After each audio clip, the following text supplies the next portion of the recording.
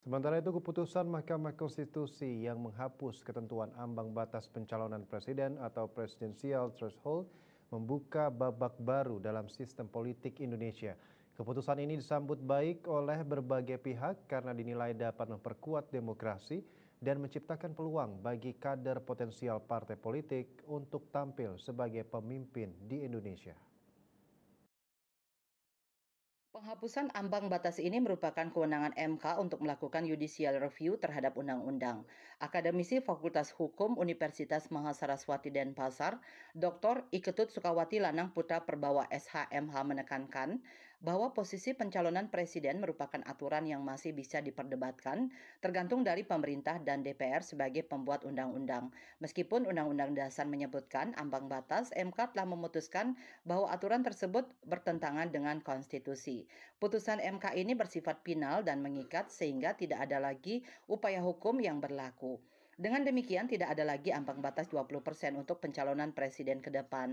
Lanang Perbawa menilai penghapusan ini juga memunculkan pertanyaan hukum baru, apakah semua partai politik termasuk yang hanya mendapatkan kursi atau yang belum memenuhi syarat sebagai partai politik dapat mencalonkan presiden? Baginya ini menjadi persoalan hukum yang harus diatasi oleh pemerintah dan DPR dengan melakukan penyesuaian aturan terhadap putusan MK. Penyesuaian ini harus mencakup Undang-Undang Pemilu, terutama Undang-Undang Pemilu Presiden. Lanang Perbawa menilai dari sisi politik penghapusan ambang batas ini dinilai positif karena membuka peluang bagi lebih banyak calon presiden. Semakin banyak calon, semakin demokratis, dan semakin baik proses pemilihan, di mana persyaratan 20% sebelumnya dinilai terlalu berat, sehingga banyak calon potensial terhambat. Dengan penghapusan ini, setiap partai politik yang sudah mendapatkan kursi atau yang sudah menjadi partai politik dapat mencalonkan presiden. Lanang Perbawa mengingatkan bahwa demokrasi tidak hanya tentang kebebasan untuk mencalonkan diri. Calon yang maju harus memiliki kapasitas dan integritas untuk memimpin negara. Para calon presiden harus memiliki rekam jejak yang baik dan memahami tantangan globalisasi dan persoalan kompleks di Indonesia. Selain itu, calon presiden harus memiliki visi dan program yang jelas untuk memajukan negara.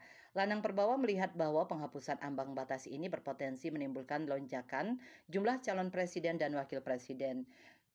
Jika jumlah partai politik peserta pemilu adalah 30, maka potensi terdapat 30 pasangan calon presiden dan wakil presiden.